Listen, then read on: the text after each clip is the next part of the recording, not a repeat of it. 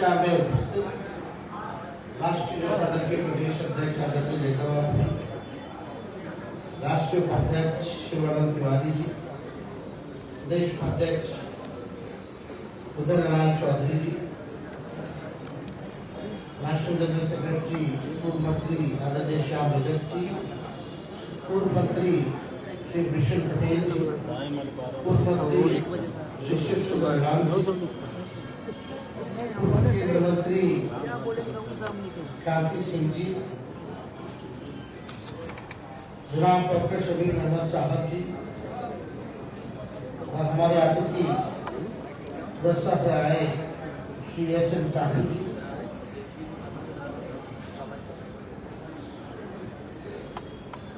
श्री विजय साहू जी, हमारे अतिथि श्री माननीय विधायक रामवीर सदा जी, माननीय विधायक फतेह बहादुर कुशवाहा जी, प्रदेश उपाध्यक्ष जनाब तनवीर हसन साहब जी,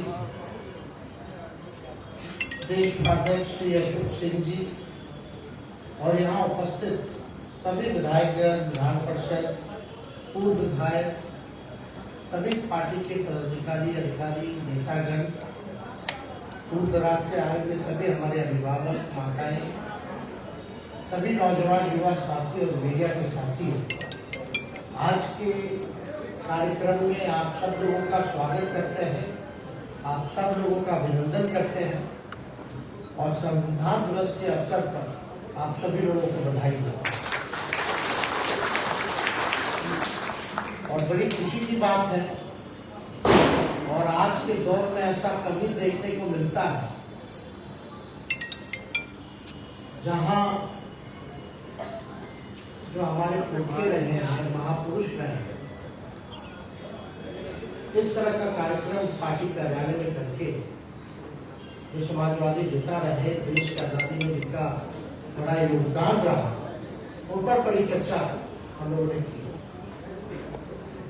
तो ये एक अच्छा परंपरा की शुरुआत पार्टी द्वारा जो है की जा रही है और हमारा मानना है कि आज के जो नौजवान हैं, जो नई पीढ़ी है, अपने पुरखों के बारे में जानना चाहिए, पढ़ना चाहिए और तभी जाकर के जो है नई पीढ़ी को समाजवादी सेक्युलरिज्म जो हमारी विचारधारा है इसमें जानकारी प्राप्त होगी और काफी विचारधारा जानने से, पहचानने से लोगों को बल मिलता है, वैचारिक रूप से बहुत फायदा हो। तो आज के दौर में जो दौर है जहां राजनीति हिंदू, मुसलमान, मंदिर, मस्जिद के नाम पे की जा रही है, नफरत की राजनीति की जा रही है, समाज में जहर बोने का काम किया जा रहा है, वहां लोगों को हकीकत भी पता होनी चाहिए। पूर्व में शिवानंद तिवारी जी बता रहे थे यूसुफ मेहर अली साहब जी का जो नारा था कितना हिट, क्विट इंडिया हो, अंग्रेजों भारत छोड़ो का हो, साइमन गो बैक का हो, लगातार जो उन्होंने संघर्ष किया, देश की आजादी में उनकी बड़ी भूमिका रही, लेकिन आजकल कोई इस बारे में बात नहीं करेगा। और भी ऐसे नारे हैं, इनकलाब जैसा नारा है जो उस कम्युनिटी के लोगों पर जो आज टारगेट किया जा रहा है, कितना बड़ा आजादी में योगदान था, उसको छिपाया जा रहा है। इतिहास को बदलने की प्रयास में ये बैठी हुई मौजूदा सरकार केंद्र में पूरे इतिहास को मिटाना चाहती है। आज हम लोगों को खुशी है कि इससे पहले परिचर्चा अम्बेडकर पे परिचर्चा हुई थी और वो काफी सफल हुआ और उसको हम लोगों ने विस्तार करते हुए हर पंचायत तक हम लोगों ने परिचर्चा अम्बेडकर जी पर करने का काम किया। और साथ ही अभी कुछ दिन पहले ही युवा राजद द्वारा आयोजित ग्राम चौपाल का आज समापन भी है और ये भी सुनने में आया है कि काफी बढ़िया युवा राष्ट्र नेता रत्न जो है ये कार्यक्रम सफल रहा। तो इसके लिए भी पार्टी के सभी कार्यकर्ताओं को, नेताओं को, पदाधिकारियों को हम धन्यवाद देते हैं कि ये इस तरह का काम आप लोगों ने किया है, जहां जा करके लोगों के बीच जो है अपने विचारधारा को मजबूत करने का काम कर रहे हैं। हम आप लोगों के बीच यहाँ आए हैं, हालांकि इसके बाद दरभंगा में यूनियन समाज का कार्यक्रम है, वहां भी हमको जाना है, लेकिन ये महत्वपूर्ण है कार्यक्रम और हम सब लोगों का मानना है कि सभी के साथ जो है न्याय हो, सबका जो है विकास हो। और हमारी जो महागठबंधन की सरकार है, तो नीतीश कुमार जी के नेतृत्व में बनी है और आदरणीय राष्ट्र अध्यक्ष लालू प्रसाद जी का आशीर्वाद है और लगातार हम लोग उन कमजोर तत्वों के लिए काम कर रहे हैं जो बैक बेंचर, जो समाज के अंतिम पैदान पर खड़ा समाज, जो व्यक्ति, हम लोग चाहते हैं कि विकास जो है उन तक पहुंचे, लाभ जो हो सरकारी योजनाओं का उन तक पहुंचे। आज भी मेरा मानना है देश का अगर सबसे बड़ा अगर कोई दुश्मन है तो वो बेरोजगारी है और गरीबी है। और इसी को देखते हुए हम सब महागठबंधन की सरकार इस दिशा में काम कर रहे हैं।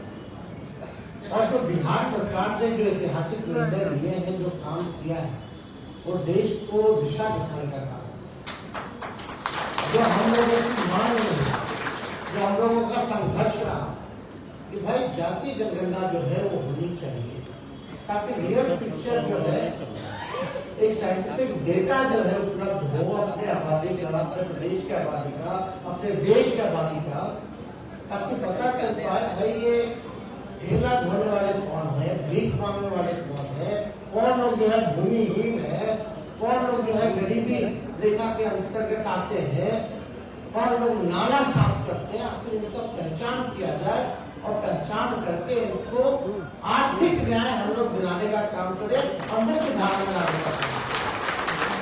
तो हमारी सरकार सामाजिक न्याय के साथ साथ आर्थिक न्याय देने वाली सरकार, और हम लोग तो प्रधानमंत्री जी से कह रहे हैं, जब हम विपक्ष के नेता थे हमने मांग रखी थी, जब पार्लियामेंट में भारत सरकार ने मना कर दिया कि सवाल पूछने पे कास्ट सेंसस को लेकर के, तो हम लोग बैठे थे, तो हमने यही विधानसभा में प्रस्ताव रखा था कि भाई चलिए सब पार्टी के लोग चलते, क्योंकि बिहार विधानसभा और बिहार विधान परिषद से दोनों बार जो है ये पारित हो गया था कि जाति जनगणना जो है कराना चाहिए, लेकिन कुछ हुआ नहीं। प्रस्ताव हमने रखा था जब पार्लियामेंट में मना हुआ, तो चलिए सब और पार्टी प्रधानमंत्री जी से मिलते हैं और अपनी बात को रखते हैं। हम लोग मिले, मुख्यमंत्री जी के नेतृत्व में गए, लेकिन कुछ हुआ नहीं, मना कर दिया है। उसके बाद भी पार्लियामेंट में एक सवाल आया तो उसमें भी जो है मना कर दिया। फिर हमारा दूसरा प्रस्ताव था विधानसभा में कि भाई इसका अगर केंद्र सरकार नहीं कराती है तो राज्य सरकार अपने ही राज्य में अपने बलबूते वो कराने का काम करे। और आज खुशी है कि 1 साल हुआ है सरकार को और इस काम को हम लोगों ने संपन्न कर दिया। बिहार पूरे देश में एक ऐसा राज्य है जहां अपनी आबादी का साइंटिफिक आंकड़ा है, अब 94 लाख परिवार जो है गरीब है। और शुरू से कहते रहे कि गरीबी हर जात में, चाहे पिछड़ा समाज हो, अति पिछड़ा हो, दलित हो, आदिवासी हो या स्वर्ण जाति के लोग हो, और डेटा जब आया तो गरीबी जो है हर किसी में देखने को मिला कि हर जात में लोग जो है गरीब। अब हम लोग जो है चिन्हित किए, अब आबादी बढ़ी है तो आबादी के हिसाब से लोगों का हक और अधिकार भी मिलना चाहिए। तो सरकार ने फैसला किया कि भाई आरक्षण की जो सीमा है उसको हम लोग बढ़ाएं। तो आरक्षण की सीमा को हम लोगों ने बढ़ाया, क्योंकि संविधान में SC और ST को 100% है तो ओबीसी और ईबीसी का, दलित का भी बढ़ाया गया, आदिवासियों का भी बढ़ाया गया, पिछड़ों का भी बढ़ाया गया, अति पिछड़ों का भी बढ़ाया गया। 50 से लेकर 65 कर दिया गया। और इससे शैक्षणिक संस्थानों में और रोजगार के अवसर जो है उनको जो है ज्यादा से ज्यादा मौका मिलेगा। और 10% तो पहले से ही ईडब्ल्यूएस का समान वर्ग का पहले से तय था। यानी बिहार जो है पहला राज्य बना है जहाँ 75% जो है आरक्षण रिजर्व है। और हम लोगों की चाहत है कि भाई गरीबों के साथ न्याय होना चाहिए, आरक्षण का लाभ उन तक पहुंचाना चाहिए। कि भारत सरकार तो जब हम लोग जाति आधारित गणना करा रहे थे, कास्ट के सर्वे, तब कोर्ट कचहरी में अपने लोगों को खड़ा करके रखवाना चाहता था लोग। तो हम लोग नहीं चाहते हैं कि भाई जो आरक्षण की सीमाएं जो बढ़ाई गई है उसमें कम से कम जो है ये सुरक्षित रहे, इसके साथ छेड़छाड़ ना हो। इसलिए 2 दिन पहले हम लोगों ने कैबिनेट करके भारत सरकार को रिकमेंड किया है कि ये जो आरक्षण की सीमा जो बिहार सरकार ने बढ़ाया है इसको अनुसूची 9 में रखा जाए, शेड्यूल 9 में रखा जाए, ताकि लोगों को अधिकार मिले। अब तो करना उन लोगों को, अब तो ऐसा माहौल बना है कि हर राज्य हर प्रदेश जो है जाति जनगणना के बारे में बात कर रहा है। जो कांग्रेस पार्टी पहले कभी भी जातीय जनगणना के बारे में बात नहीं करती थी, आज उनके नेता भी, राहुल गांधी जी भी हर चुनाव में जाकर के उनको बोलना पड़ रहा है कि जातीय जनगणना अगर उनकी सरकार आएगी तो कई रीजनल पार्टी, अभी आंध्रा में हुआ तो कई रीजनल पार्टी जो है अभी ऐलान कर दी और ये पूरे देश भर में ये मांग उठ रही है। तो कुछ लोग जो बैठे हैं सत्ता में उनको तो ये बात हजम नहीं।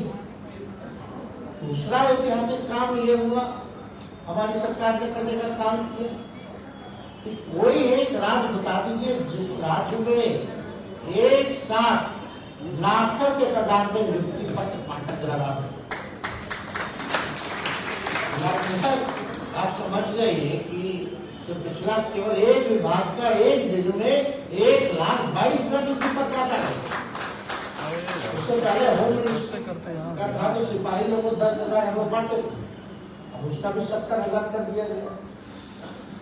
और उससे पहले नियुक्ति पत्र लगभग 50,000 बांटा गया जो हम लोग घूम घूम के हम लोग जब घूम घूम के बांट रहे हैं नियुक्ति पत्र, तो सोचिए यहाँ लाखों में नौकरी मिल रही है जिसकी आबादी 13-14 करोड़ है जिस राज्य की, और जिसके प्रधानमंत्री देश के समझ रहिए कि कितना आबादी है और वो मात्र 50,000 खाली दिखावटी बनावटी और मिलावटी नियुक्ति पत्र बांटने का नाम है।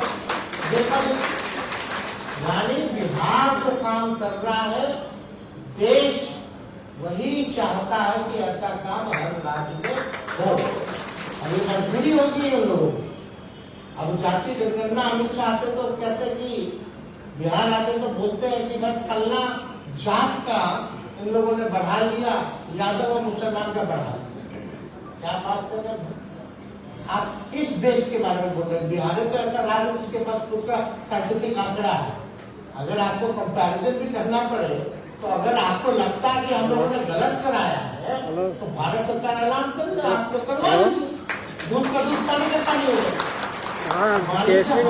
बढ़ाना होता तो मुख्यमंत्री अपने समाज के नहीं बढ़वा रहे होते हैं। तो ये सब बेकार की बातें ये लोग पता नहीं हम कैसे में सर। इसलिए हम सब लोग जो है इस काम में लगे और सोचिए कि अभी लगभग जो है 2 लाख के आसपास लोगों को जो है 1 साल के भीतर जो है सरकारी नौकरी दी जा रही है। और इसके बाद में तो स्वास्थ्य विभाग जो हमारे अंतर्गत है उसमें लगभग पब्लिक हेल्थ केयर लाने उसमें 1,60,000 नौकरियां निकलने वाली। तो हम कह देते हैं 2-2.5 साल के अंतर हमारी सरकार 5 लाख लोगों को नौकरी दे ही देगी। और 24 खत्म होते होते हम लोग कह रहे हैं 25 आते आते हम सब लोग जो है 10 लाख नौकरी का जो वादा किया था उसको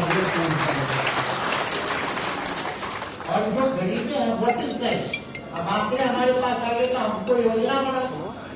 अब हमने देखा है भाई, हमारी सरकार ने देखा कि जो भूमिहीन है उसको हम लोगों को भूमि उपलब्ध करा, जो लोग झोपड़ी में रहते हैं, कच्चे मकान में रहते हैं, उनको पक्का मकान देना, और जो गरीब परिवार जो है लगभग 6,000 आय से भी कम जिसकी आय है, उसको हम लोगों को मदद करना है, रोजगार की व्यवस्था कराना है।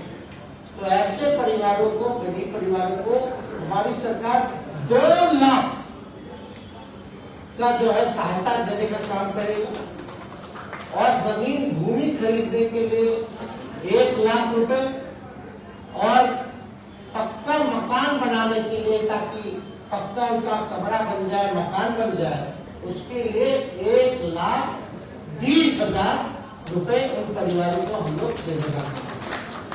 तो ये सारा काम जो है बिहार सरकार अपने बलबूते कर। कल मुंगेर का हम लोगों ने मेडिकल कॉलेज सा अस्पताल की शुरुआत की है, शिलान्यास करके आए हैं। अब भाजपा के लोग कहते हैं कि नरेंद्र मोदी जी कर दिया। आप समझे इतना झूठा लोग हैं। राज्य सरकार अपने योजना के अपने मद का पैसा लगा रही है, और हर चीज में ये लोग कहते हैं कि भारत सरकार दे रही है, हम कर रहे हैं। कहीं एक चवन्नी नहीं, बल्कि ये लोग जब से आए हैं तब से स्कीमों का नाम बदल दिया गया। पहले सरकारी राज्य योजना केंद्रांश का जो था वो 90-10 का रेशियो था। अब ये लोग आ गए हैं, पहले राजीव गांधी विद्युत योजना का नाम बदल के दिन दयाल उपाध्याय नाम कर दिया, और उसमें 50-50% डाल दिया। तो जो बिहार जो कमजोर राज्य है, लोगों की यही मांग, जो केंद्रीय योजना है उसमें कम से कम 90-10 का अनुपात जो है, रेशियो जो है वो होना चाहिए, नहीं तो सहयोग मांगा। लेकिन उसके लिए भी जो है लोगों ने जो है मना करने का काम किया केंद्र से। तो इसलिए आप सब लोग जो है आज परिचर्चा में यहाँ जुटे हैं, क्योंकि आगे में हम लोगों का कार्यक्रम है, और भी वक्ता है जो हमारे गेस्ट आए हैं, सब लोगों को जो है बोलना है। तो हम आप सब लोगों से आग्रह करेंगे कि सबों के बातों को आप लोग समझिए, सीखिए, और आगे और जाकर के लोगों को सिखाने का काम कीजिए, और वैचारिक रूप से लैस होने का काम कीजिए। तो इसलिए आप सब लोगों को तहे दिल से हम धन्यवाद करते हैं, आए अतिथियों को हम बधाई देते हैं।